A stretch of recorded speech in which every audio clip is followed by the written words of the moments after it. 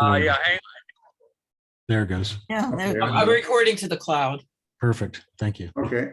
yeah, Okay, confirmed. confirm. Thanks for bringing that up, Doyle. Okay, Yeah, Russ and I just talked about it. so. Oh, best laid plans, etc. Well, Judith Copek, is that how you pronounce your name, Judith? that is correct. All righty. Judith is joining us from Boston. Her latest book is called Murder in the North Woods. And here's what it says about it. She's into high tech. He's into homicide. The North Woods rock and roll when a savvy cyber sleuth teams up with a hunky homicide cop. I could never to rout corporate miscreants and solve a murder. Now, I have to say something about the protagonist here. Laura Good has both a boyfriend and a husband, and we'll let that go at that. Already. I thought I would never be able to sell that book. Del Chatterson is author of the Dale Hunter series.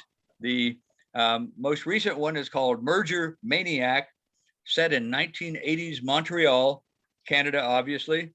Hunter is approached by an aggressive Montreal mafia to join their money laundering schemes. They are making very persuasive offers that just have to be refused. Dale is also an entrepreneur, strategic business advisor, consultant, coach, and cheerleader for entrepreneurs. Okay, Michele Drier, Sacramento, California. Michele has former experience in newspapers and journalism with Sacramento Bee. She is author. My favorite series of hers are the Kandinsky Vampire Chronicles. And any of you who would be put off by vampires, take a second look at these books. They are so funny. They're extremely well written and they're entertaining. Her latest one is her protagonist, by the way, is Maxie Gwennock, who finds out about 6 weeks after she takes the job of manager of this worldwide publicity. It's a media empire. She finds out 6 weeks after she takes charge that the company is owned by vampires.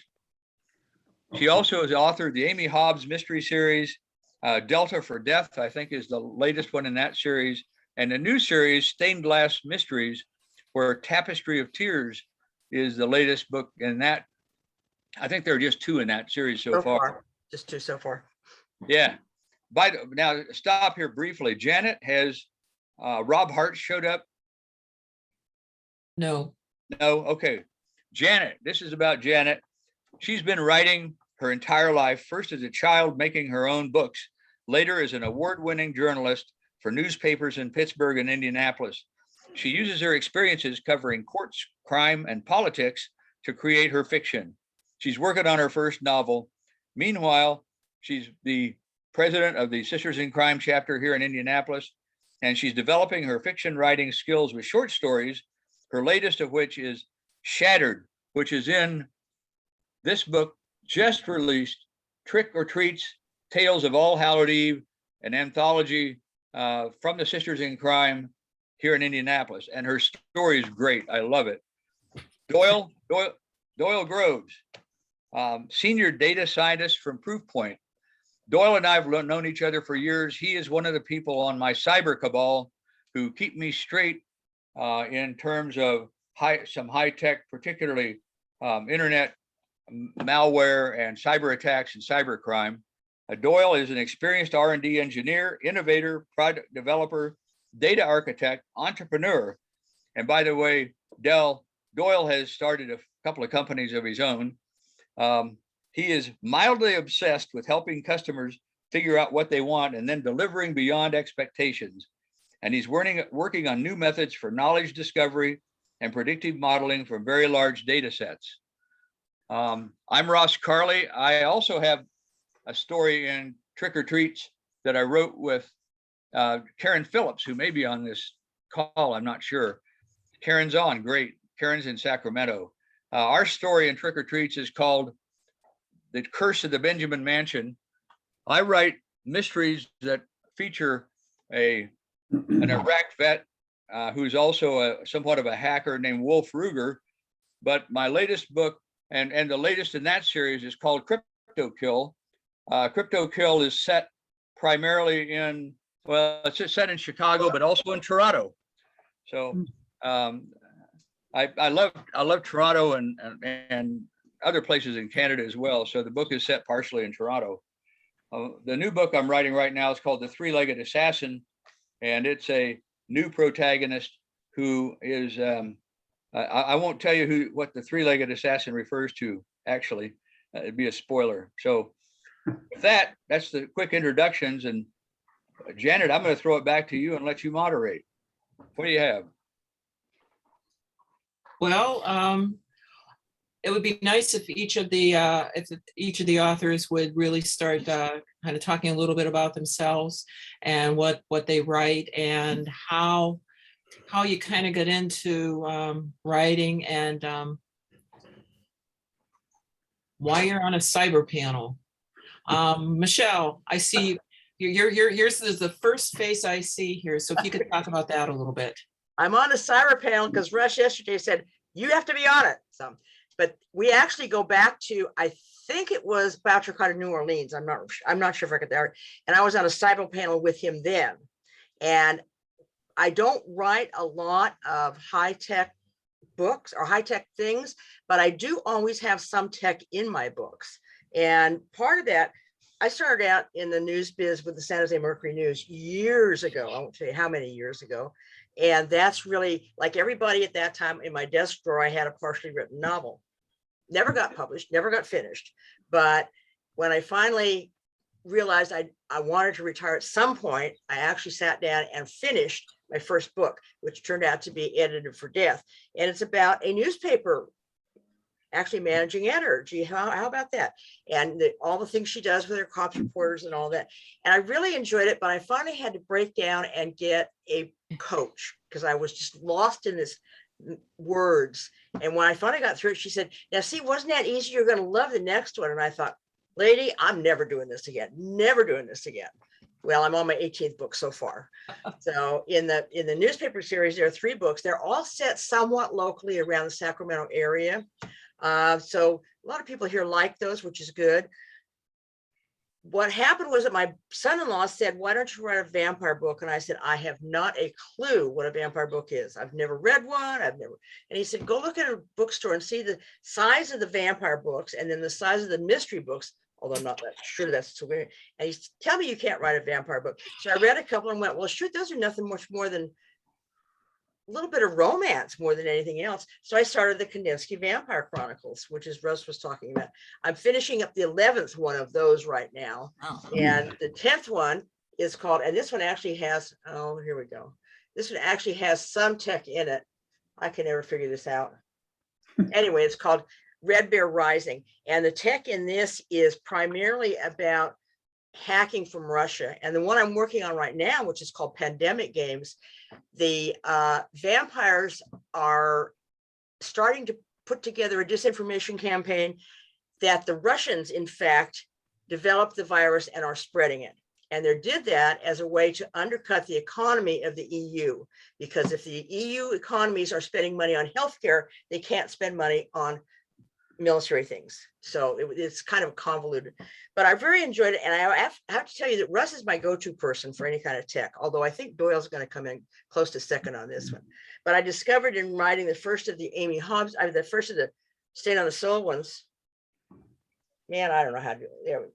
Anyway, this is the first of the stained glass mysteries. It's called Staying on the Soul. And I built it as a cozy, but it's not, it's more of a kind of a dark cozy because it's involved with sex trafficking and pedophilia in the church. And I have a big chunk in here on Tor, which I had to ask Russ about, which is the onion router, which is layers and layers and layers and layers. And I don't think I could ever find it. I'm not sure I could use it, but I know enough. One thing I have to say as a journalist, my knowledge is about 5 miles wide and 2 inches deep.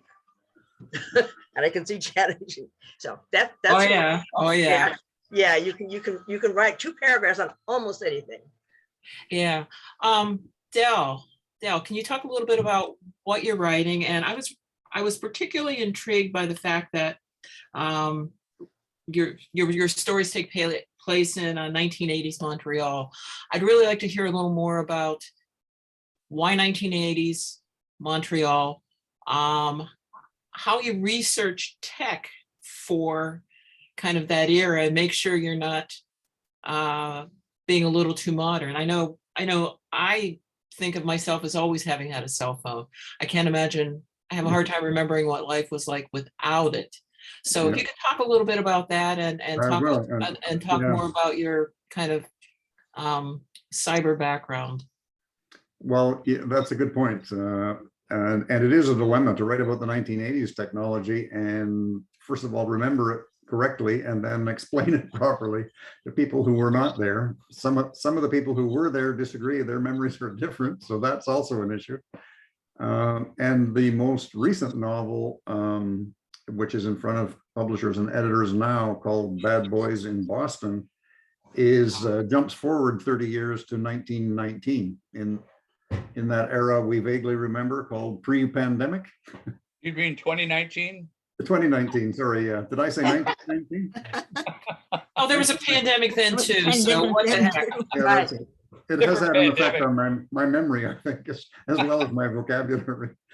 So yeah, the 1980s, I wrote about an entrepreneur in the international computer business in Montreal in the 1980s. And I was that guy. But Dale Hunter is not quite me, in spite of the frequent confusion between Del Chatterson and Dale Hunter. And I'll explain how I came up with that name in a moment. But Dale Hunter is an entrepreneur with a young family in Montreal trying to grow a very successful computer business. And he gets into problems with the Montreal mafia and other criminals, business associates, corruption and all the rest. And that gave me 3 novels written in the 1980s, where I did do some explanation of how the PC personal computer got started and where clones and compatibles came from and the small businesses that eventually were squeezed out of the business by the big guys who consolidated and took over and squeeze prices down to no profit for the small businesses. So there's a little bit of technical, historical, business information. I was told to call it an action thriller and not business fiction because that will kill sales 100%. So that was part of the good advice I got from my first editor. And then the current one, I have to give Bouchercon. I keep pronouncing it as Boucher because I'm in Montreal and I keep pronounce it like a French Canadian. Bouchercon last year had a very good panel discussion on cybersecurity and hacking and all that sort of thing. So I've included a lot of that in my most recent novel of 2019, where Dale Hunter and his friend Frank the Fixer, who's the kind of the renegade street kid vigilante and currently a licensed private investigator, helping him fight off the mafia and solve crimes. The two of them get drawn into cyber sex and human trafficking and domestic abuse, which are not my favorite subjects, but they're an area that's getting a lot of attention. Particularly in Montreal, we have the world's largest pornography site called Pornhub here in Montreal. So it's been in the news lately, and so it's part of, I had to work that into the theme a little bit. My wife is quite active against all that kind of stuff. So I've now got 30 years to cover in my series of novels, and I started writing, well, I did a lot of writing in business over the years.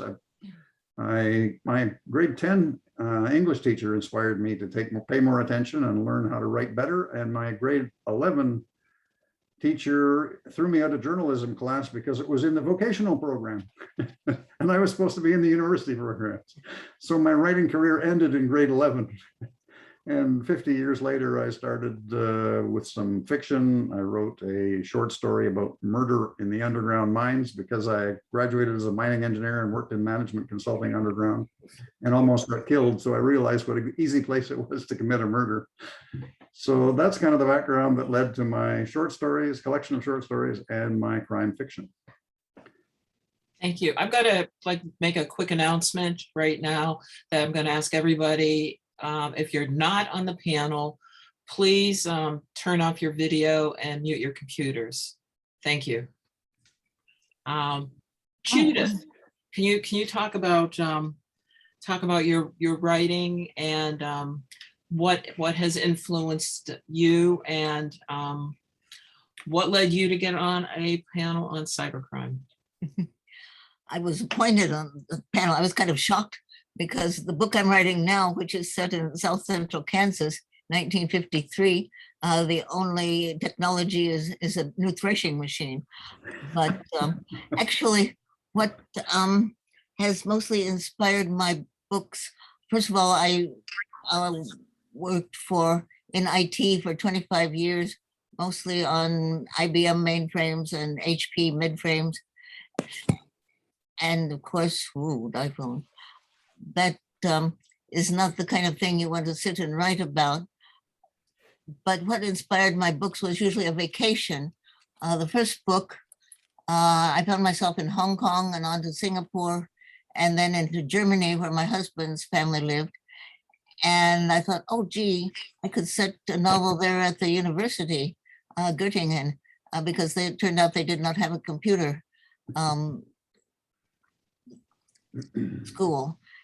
And I used software agents. That was the technology. Each one of my books kind of specializes a little bit in one kind of technology. And so that was very hot at the time, but that was a long time ago. And, software agents and bots are all over the place right now. The second book, World of Mirrors, again, we were in Germany and we had a weekend to spare and we drove to a little island in the Baltic called Rügen. And it was so charming. It was so wonderful. The East Germans, it was a part of East Germany and the wall had just fallen the year before. So there was lots of stuff going on in Germany. The Russian army was still there and they knew when they went home, there wasn't going to be enough to eat. The North Vietnamese had been there as guest slave workers and they were all going to be sent home and they didn't want to be. And the Stasi were still, poking about. And there were just a lot of interesting things happening. Anyway, it was a lovely weekend. We went home. And then I thought, there's a book there. And so the next summer we were back with, taking notes and interviewing people and finding places to set scenes. And it was really nice. It was a second vacation. And the technology was data mining, because I had a stolen CD from the United States given to the Stasis, and they were going to, actually there was something in the New York Times about this last week, the piles of junk still in East Germany that the people had been spied on, data. And my idea had been that they would enter the data and mine the data for people still to blackmail. And that was World of Mirrors. Festival Madness, I was inspired by a couple of trips to the Burning Man Festival in Nevada. I don't know how many people have heard of that, but I went there 3 times. And again, the first time I came home and said, oh, there's a book there. And back we went. And that was good too. And the technology I used in that book was facial recognition, which was just really coming into things. And also, and somebody mentioned this before, pornography. And one of the reasons the web was developed so quickly and so well was because there was a huge demand for pornography and people were programming it and, setting up sites. And that spurred the development of the web. It's, kind of crazy to think so. The last book, then I did a book set in Florida and going across the country, a Woman in Jeopardy book. And the only technology in that was LoJack for laptops. And that was kind of a relief not to write about technology so much. But then came Murder in the North Woods, and it was set in 1999 for the year 2000. And I went up to a place where my kids used to go to summer camp in Wisconsin, beautiful North Woods. And I created a shoe factory because I worked in the shoe business for years and years and years. I knew a lot about it. And my heroine has found a job up there because she's trying to decide between her husband and her boyfriend, and this is a horrible conflict for her, and she needs to get away. She needs to get out of town. She needs to get away from both of them. And of course, that doesn't work very well. But it was fun. Again, we went up there for a week because it had been a long time since the kids were in camp, and just took pictures and found boathouses and resorts and all kinds of stuff. And I moved the geography of Newton, Kansas to this little town that I made up. And what else? You know, That's, I grew up in South Central Kansas, a town called Hutchinson. Now, oh, I know where Hutchinson is. Yeah, that's right north of where my grandparents lived. okay, I'm amazed that you would set a book in South Central Kansas. Well, that's because my mother's family was from there. And it was a Mennonite town, but they weren't Mennonites. Actually, my grandfather was kicked out of the Mennonite church for playing baseball for money on a Sunday. So, of course, that went into the book too. Yeah, there's a book there. Yeah, right. Yeah. Well, maybe a short story. But that was set a business setting. And I knew a lot. I was on a committee for reengineering in 1999, where we changed all the computer systems and made everything, compatible with the year 2000. And it was lots of fun to write about something I really knew a lot about for a change, because the other technologies, well, I knew a little bit here and a little bit there. But again, the new book has no technology whatsoever. I kind of burned out. Yeah. Well, thanks a lot. Really interesting. I've been through Kansas once. I have a hard time imagining a whole lot happening in Kansas. It was flat and empty when I was there. Sorry. Doyle, I'd like you to share a little bit about your collaboration or your kind of relationship with Russ and kind of talk a little bit about what you do. Sure. If there's any takeaway I can give to this group, this esteemed panel knows very well that if you're going to write about something like technology and like details that matter, it's important to get that stuff right. And you either have lived it yourself directly, great stories from Judith about actually being in IT for 25 years, well, then you will have something meaningful to say about agents and bots and data mining. And to hear about that showing up in fictional material is exciting because, you know those things. But that's where Russ and I spent a few years ago, where he was, we worked together on and off by the way, he's done other things besides write a series of mystery novels. Before that, he's an accomplished, world-renowned pioneer in artificial intelligence related stuff, swarm intelligence related stuff. And I first learned of Russ that way. And we became friends and collaborators eventually, and that was exciting. But then a few years ago, he came. I was lucky enough to be allowed to hire him as a machine learning consultant in my day job at Proofpoint, the security company, and that started a once a week session of us trying to build things that would capture the knowledge of experts, because the experts that look at stuff, they know how to fix what's going on. Oh, I see that's bad news over there. Here's a network doing a certain bit of bad behavior. People know what they're looking at, and cybersecurity researchers can look at things and pick them apart. But those individuals don't scale very well, and there's a lot more problems to deal with than we have smart people to throw at them. So to try to take what those smart people know and embed that in machines that can do some of that work, not all the work. There's no magic machine that's going to just stop all the cyber everything, but to at least capture some of that so that machines and humans can work together to do stuff. That was some of the work that over a couple of years of spending those once a week sessions together, Proofpoint benefited by. There was a few takeaways. We built a few projects that actually demonstrated that. Russ and I published a paper that talked about that a bit. But in parallel, Russ was, of course, doing his new career path of creating this fictional content now around cyber thrillers, cybercrime type stuff.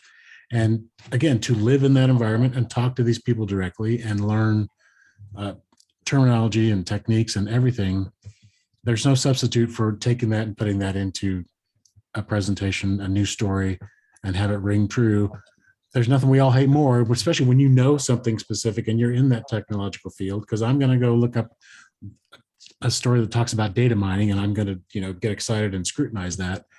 And it's it's either authentic or not, and you will quickly discover when it's not. And isn't it a letdown when you see things like, and cyber is a great category of thing that is often done sort of halfway deep, that doesn't ring true technologically. It works well for the masses that might not know a lot about the details, but especially for a few people that are down in the weeds with that kind of technology, they know when it doesn't. So when it's done right, it's especially satisfying as a product that's like anything else. It's been researched properly. Technology is, deserves the same treatment as others. So Hey, can I jump in and please. ask a really quick question? Can you just maybe share with us the, couple of the dumbest mistakes you've seen writers try to make when they're trying to sound like they know what they're talking about, and it can kind of blow the whole story for you? I mean, do you have anything that comes to mind? It has struck me sooner, not in writing, but in a few television productions where there are CSIs. There are several different versions of that. One of them is CSI Cyber, and that came out 4 or 5 years ago. And let me tell you, the week that came out, I turned to my brethren inside the building and said, "Hey, did everybody see that?" Because it was, I don't remember specifics about what they actually flubbed, but it was clear that they had an advisory panel that was not giving them good, real things to talk about. Because there's plenty of real, whether it's a language or a technique or something, you can be real about it. You can also be kind of ripped from the headlines. Especially now, there's so much material around ransomware and other things that have spilled out of just the tech, techies just living and breathing that stuff, to where there's more household name terms about that. So I'm sorry, I don't have a good example other than CSI Cyber. Avoid that at all costs. Well, They needed you on the panel. Yes. Well, thank you. I might jump in here and say that one of the things that Doyle has helped me with, and there are a couple other people I call my cyber cabal, and we used to have breakfast together every month, and now we're doing our meetings virtually. But I've gotten surprises from my cyber cabal, and my biggest surprise came from a guy named, one of our members called Chris. His name is Chris Collins, and Chris was head of the FBI cybercrime task force for the Great Lakes region. And he was reading, along with Doyle and Steve Lodine, who's the other one, were reading stuff that I give it to them, and I have them read it, and I say, is this realistic? And I asked Chris the question I'll never forget. He started talking about the mafia. And I said, well, my God, the FBI doesn't work with the mafia, do they? And he said, of course we do. And I almost dropped my teeth. And I said, what? And he said, we get information from wherever we can get it. And he said, I run confidential human sources, CHSs, within the mafia all the time. And so I've gotten not only corrected on errors, and now I'm more interested in crimes of commission than I am of crimes of omission. But Doyle and Chris and Steve have given me insights that I just never would have gotten, even with my background in the technology. Yeah, if I can add, I think Janet asked a good question: is how do you deal with that in a fiction novel if most of the readers are not that well educated on the technology? And I've had the debate with my editors that when I was talking, the company I was talking about in the Dale Hunter novels is an expert in computer monitors. Computer monitors in the 1980s were CRTs, like a big television in the back. Yeah, and I was explaining the technology at one point. I kind of worked it into the dialogue while he was visiting Korea and sourcing the product. And one editor said, no, that's boring, take it out. And the other editor said, hey, that was kind of interesting. I learned a lot. So you have to kind of make a judgment of how much you really want to communicate to the reader. And in the last novel, I kind of took it to the point, I kind of used the theory that, like I've seen in science fiction, you have to start with the facts, the truth about the technology, and then you come up with a story that's plausible. Could they really do that? Like Russell was just saying, what? You talk to the mafia? And they're saying, yeah. And in my case, it was, what? They can follow me on the cell phone? You always know where I am? Yes, we do. And so sometimes you make a guess of what's actually possible, and then years later you may discover it was actually happening while you were talking about it. One more quick example of a category of thing that I think we've all seen. And again, this is not words in fiction. This is visuals that you see, but on television shows, you'll see a simulated computer screen Right. that the investigator is looking up the crime data in the police office or something.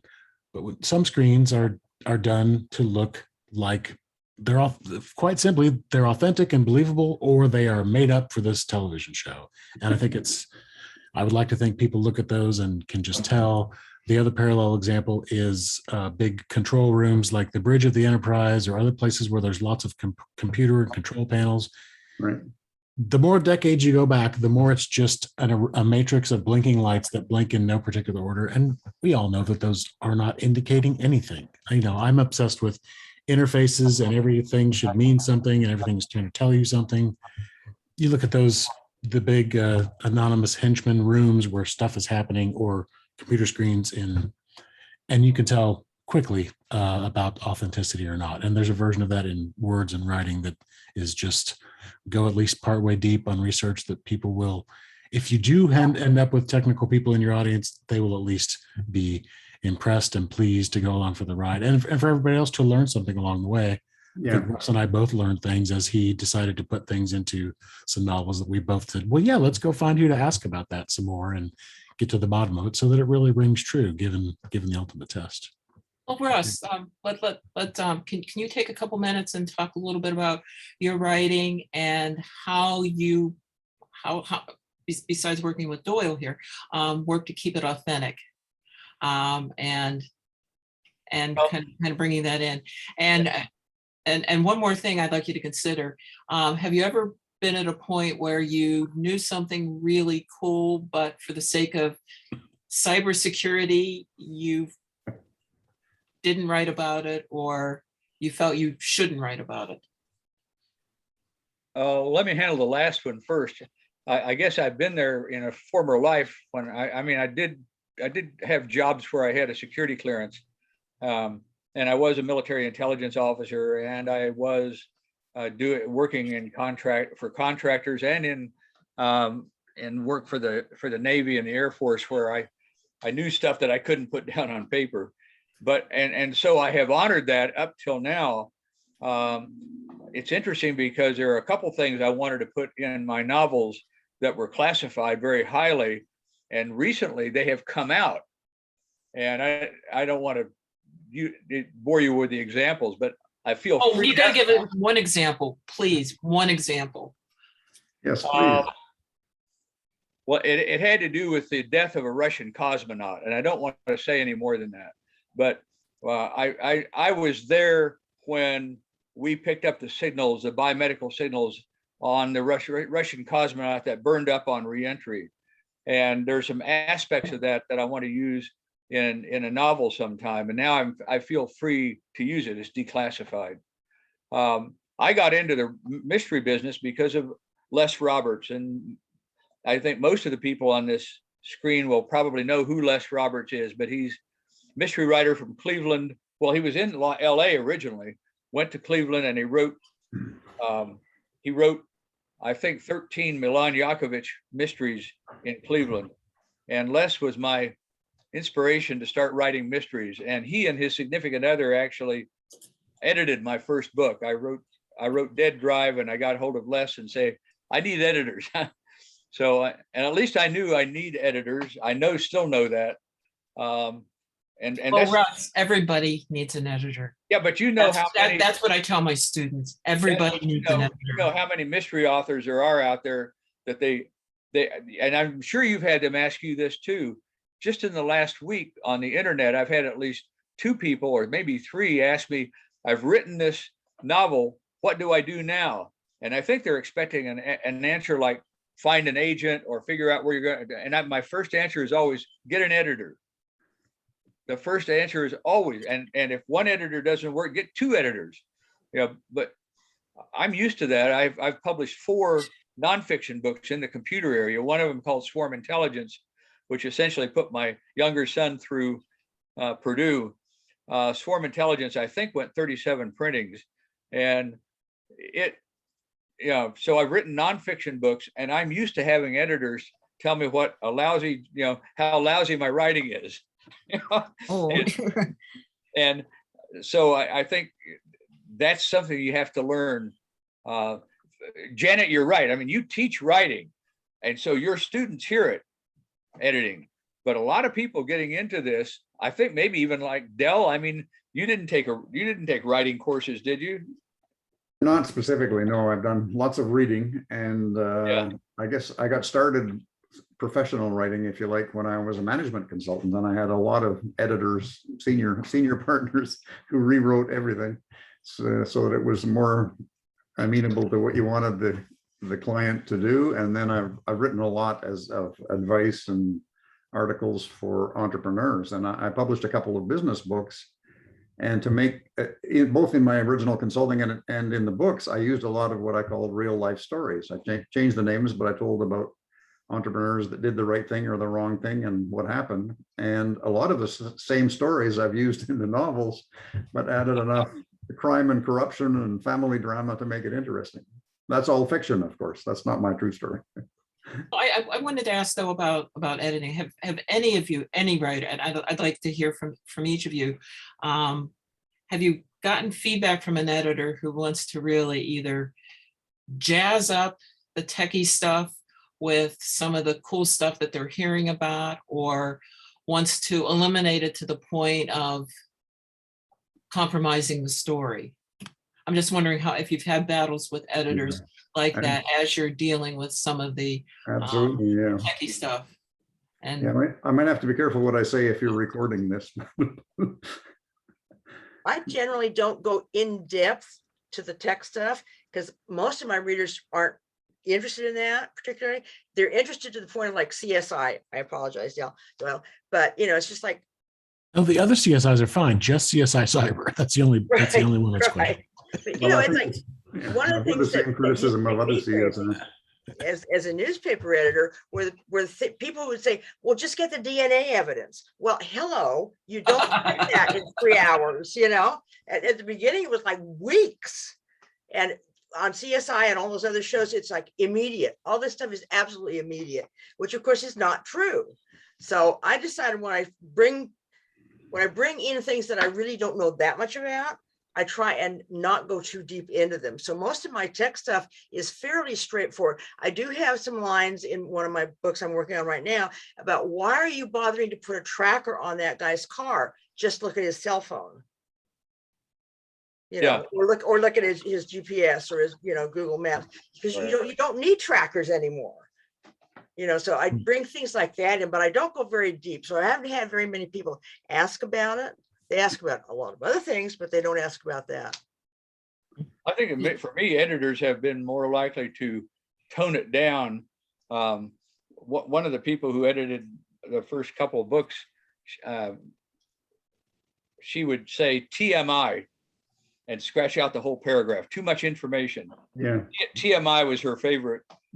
Was her favorite edit, and that TMI she scratched out a lot of times was just too much technical information. The reader didn't need it, and if it doesn't contribute to the storyline, get it the hell out of the book. It's very simple. I think I'm doing that less now, but my experience has been editors taking out the technical stuff rather than wanting more in. Yeah, I got the most valuable input from my first editor on the first book, which was called No Easy Money, and it was about Dale Hunter in the 1980s getting involved in he was attacked by the mafia for protection money first, and then then eventually a murder plot. But the story in the 1980s, the first editor that the first draft was about 50,000 words, and I thought it was nearly finished. I sent it to an editor by the name of Alan Rinsler, who was the one of the editors for both Robert Ludlum and Clive Cussler. So he had great credentials, and he looked at it and said, "Yeah, this could be good. Let me think about it, and I'll tell you what I think we should need to change."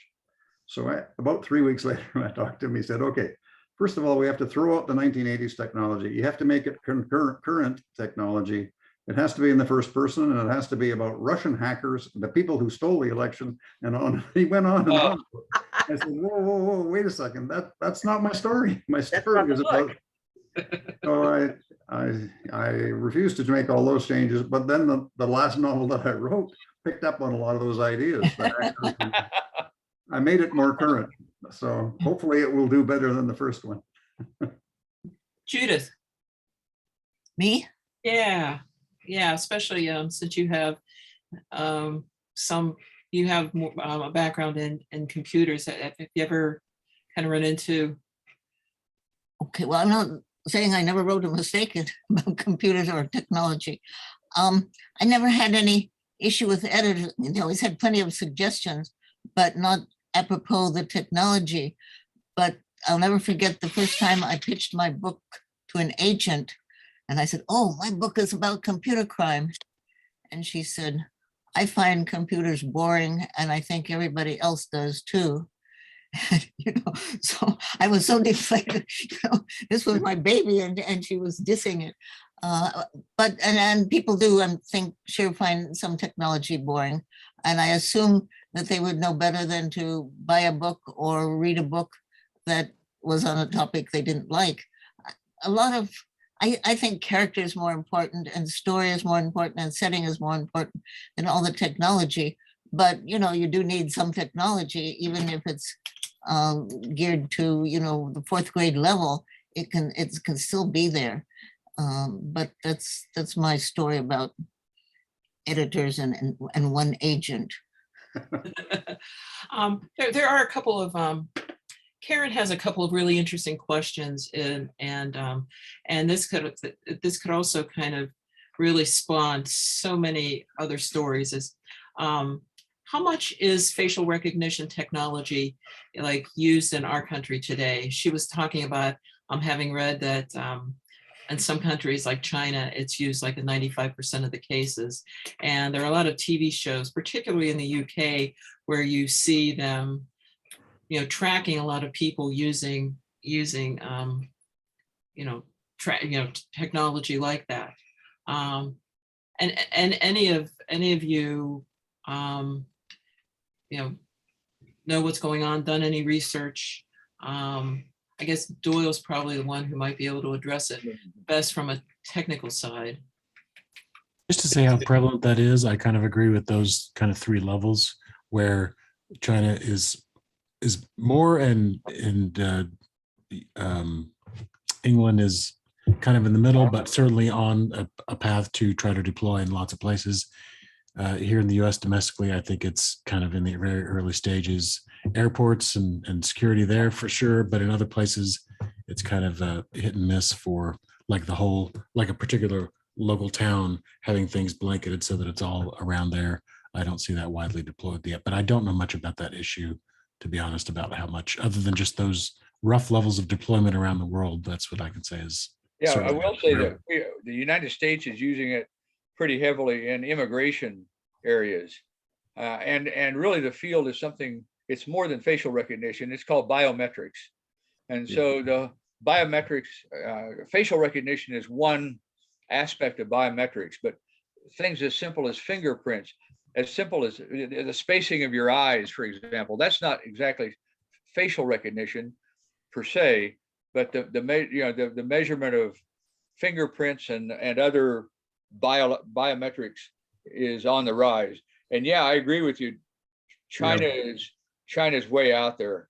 Yeah, I think it's probably more prevalent than we realize, though, and I think for a writer, it's you have to be careful that you don't overdo it. Solve every crime because we found the surveillance camera. There's the license plate number, and we can see his face. But I think you can work it. It's okay to include some technology and that technical information if it gets tied into the plot somehow or solving the crime. So, well, has anybody here read Reese Hirsch's books? No. One of them is called, in fact, he goes there. I think he goes a little bit too far. His latest book is called Surveillance. And basically that book, I think it's set maybe in Seattle. And man, they have facial recognition cameras everywhere. They have voice recognition everywhere. And there, it, you know, I think Reese is out almost in the next century. But I enjoy his books, by the way. I read everything that Reese Hirsch writes. But he's the one I read that I think is sort of jumped a little too far with it. Yeah. My feeling is, I may be wrong, that there's not so much of it as every day. I had 2 beta readers get absolutely sidetracked because in one of my books, I was talking about CCTV. It takes place in England, and they didn't know what CCTV was. And I finally had to say, you know, when you go into like Target and there's that thing in the ceiling that looks at you, or the camera, that's CCTV. Oh, I've never noticed that, they said. So I'm not sure how much some of this facial recognition or biometric, you know, I don't know how much that's really sinking into the consciousness of people in the US. I think certainly England, a lot of it, and God knows China. Yeah, absolutely. A couple of quick notes just to close that biometric part. Russ is right about biometrics being the thing. One place it is more prevalent is just in physical building security, just to get in and out of the building. Corporate employers, government employers, things like you put your hand that measures segments of a finger or scan your iris. Maybe it's not a face, but it's things that stop short of a face. But those are things are in use for building security, but not for recording all the people in the town to know the movements of them and where they've been. That kind of surveillance isn't there. However, there are a couple things like license plate scanners. That's one thing that is pretty widely deployed in lots of places now, where the local town, the police department will just go ahead and collect piles of data to record movements of vehicles that they can go look at later. They might not even know what they're going to do with it, but that on the ground technology is there. They're starting to use it and just put data in a warehouse, and we'll figure out how to use it later, or they're actively using it for things now. And one last thing is the doorbell, the visual doorbells that we all have. Those are things that we use for our own convenience, but increasingly municipalities are descending on whole towns at once, making deals with law enforcement agencies to take the raw footage from a set of Ring doorbell cameras for the town and using that as raw material to investigate the crimes that happen on the ground in neighborhoods. And that is increasingly, because those are so ubiquitous now, the raw data that they're producing is something that is definitely being used by law enforcement yeah, there's a lot of issues there that we can write about and include in our model, from privacy to surveillance and all. There is more than we realize. I was watching golf replay of yesterday's golf tournament, the BMW Championship in Maryland, and while I'm watching Rory McIlroy, they're showing the score and the statistics, but they also showed his heart rate. They're monitoring the golfer's heart rate. Yeah, interesting. Yeah. And it was almost like a commercial plug for his Fitbit or his whatever it was that was broadcasting his heart rate. What? I don't know whether he ever approved that we get to see his medical records. Yeah, but that wait, you talk about taking it back. I was at the Johns Hopkins University Applied Physics Lab, and for the Walter Reed Army Institute of Research, I was the program manager of the Army's biomedical field monitoring system. Wow. And this goes back to the 1980s, late 1980s. Yeah, some of the technologies have been around for a long time, but I think that the key is whether we're using them in our books, A, and B, how widespread are they in particularly the US, because that's kind of what we're talking about as the audience, so that people are going to understand what we're talking about. Yeah. It never crossed my mind that somebody wouldn't understand when I said CCTV. I thought that was just, kind of like air. Well, obviously not. Yeah. Well, it actually, this kind of leads to another question that I find kind of interesting is and Dale, your writing made me think of this too.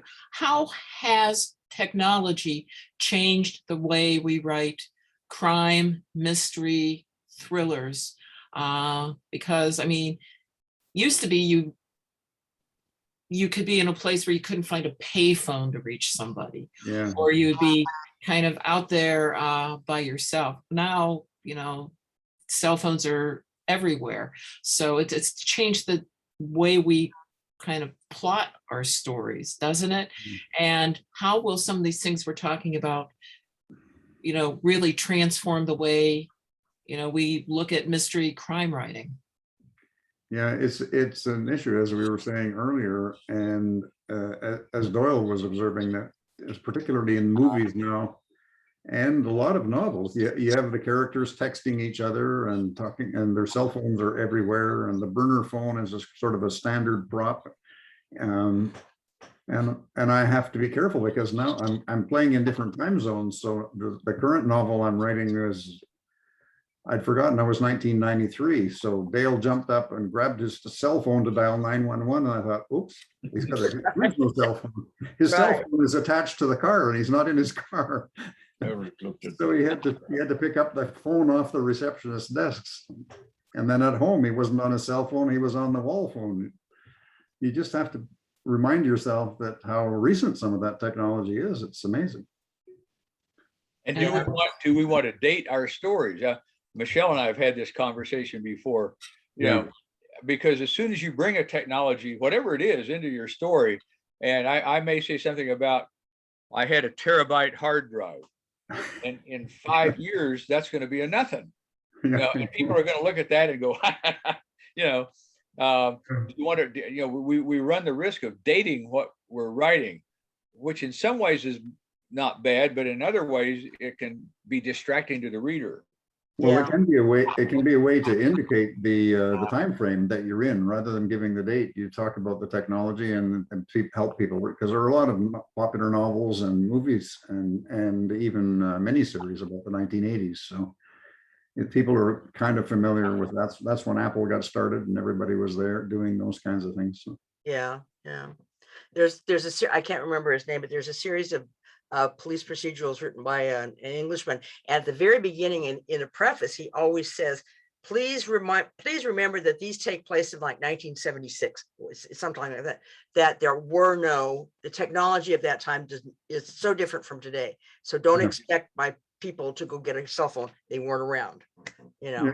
Well, you look at Agatha Christie or Sherlock Holmes, and there's a TV series, a Canadian TV series called Murdoch Mysteries, and you can see that people are in horses and buggies, or you get sort of watching and listening, trying to figure out, is this 1920s or later or 1900s? I wonder how many of the non-Canadians, I'm a great Murdoch fan. Okay. But how many of the people on this meeting have read any of the Murdoch mysteries? I haven't read any, but I did see a couple. Yeah. Oh, I think they're great. Absolutely great. Yeah. But that actually raises another really good point, because some of the technology that we're using right now, like this is my iPhone, this is a computer. I mean, this is a computer as powerful as the one we had in the newsroom at the Indianapolis Star in my days of being an investigative reporter. But what are we going to be, using tomorrow? And will we be, what you were saying, Russ, about dating our technology. I mean, you can look at the 90s, and it was, it's not that long ago, where the aughts or even the teens, and is there technology that is so particular to those eras that it makes writing about the technology more difficult? There's one more quick note I need to make about cell phones, because you're right, they're ubiquitous. And back to surveillance for a minute. Has this ever happened to you, where you use a phrase, you're talking to somebody about something you rarely talk about or have never talked about, and 24 hours later, an advertisement for something that mentions that shows up in advertising on your phone? I have it even more immediate than that. I was with Michael Jason Brandt, who's an author, writes fantasy. And Michael Jason Brandt and I and Francie, my wife, were walking down the sidewalk in Florida, Okaloosa Island, where we have a condo. And we were discussing a topic. And within 5 minutes, Michael Jason Brandt had an ad pop up on his cell phone for that technology. Now, was that coincidence? I think not. No. If you want to take a quick theme and run with it for a story right now, everybody's phone is listening. all that is going into something somewhere. I really don't understand what it is. We all know that that's happened, but that's one of the shadowiest, most unknown things that's out there and actively happening right now. Right. Imagine a fictional story where if somebody finds that treasure trove and goes and figures out whatever they want because they have a transcript of everything everybody everywhere is talking about. Yeah. That's something to start with, surveillance wise, Very. plausibility wise too. Yeah, I think the question that Janet raises though makes me wonder if the first decision of, is who the readers are going to be, and most of the readers nowadays are not millennials who are familiar with iPhone and know more about that technology than I ever will. But are they going to be turned off if we talk about 1980s technology? Or it'd be like me explaining to somebody that I graduated in engineering with a slide rule. What the hell is a slide rule? I tried to explain a slide rule to my granddaughter. Hey, I still have my Versalog, Right, yeah. and Dell knows what that is. No, I don't. You got me. Oh, Versalog is the big slide rule that all the engineers carried on their belts. Oh, Right. I yeah. remember those. I never had one. Yeah. No, I Well, knew about them, but I didn't use them. I could never get the hang of a slide rule. Yeah, I just discovered that they're actually more versatile than the phone, or more rugged than the phone. I backed over my I mean, more briefcase rugged. once at university and bent the slide rule, but it still worked. Yeah, I think I got an old slide rule around somewhere and I never quite mastered it either.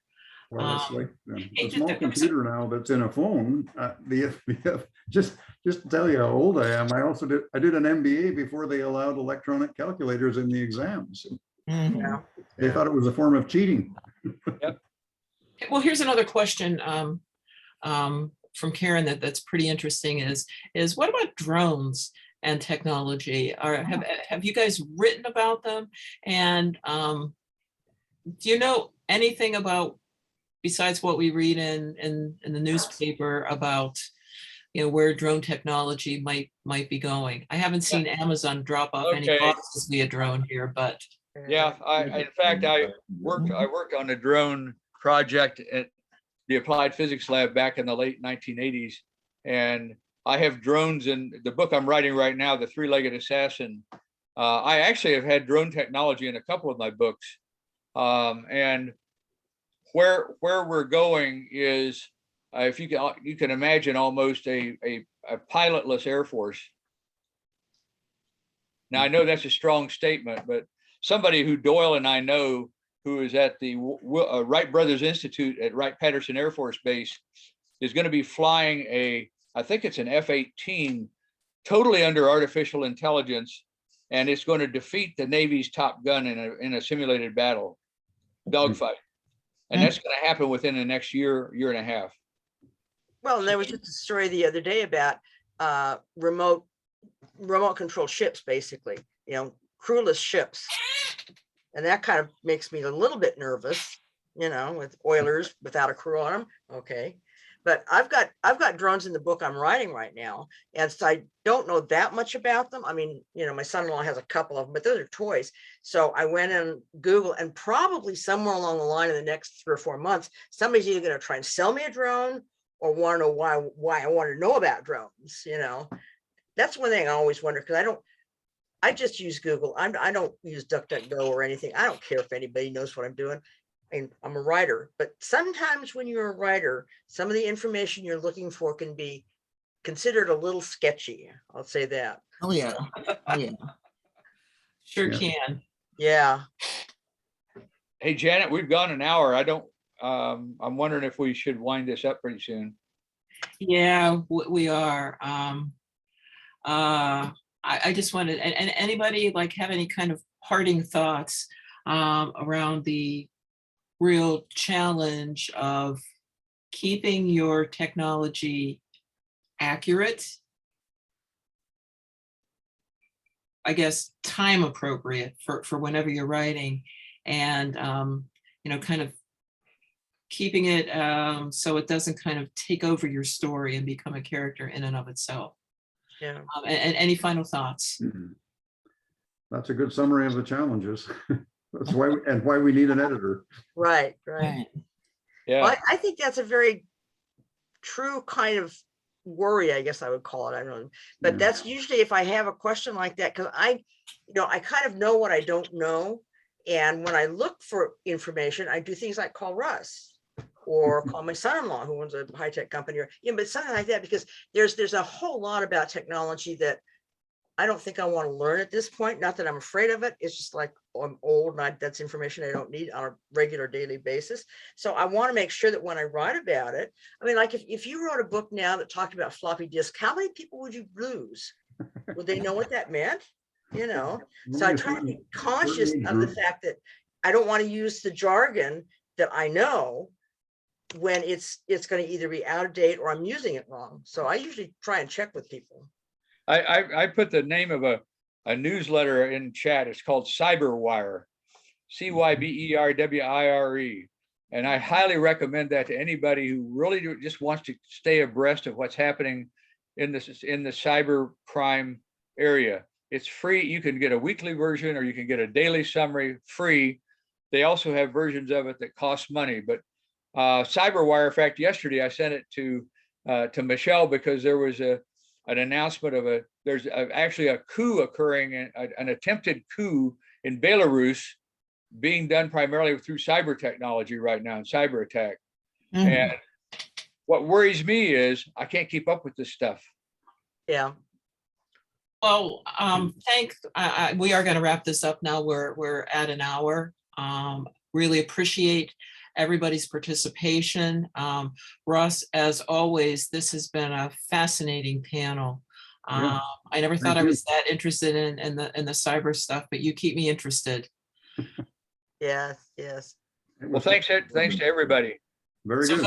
I'm actually going to end this now. I'm going to stop recording first and then we'll end this. Thank you, Thank you. everybody.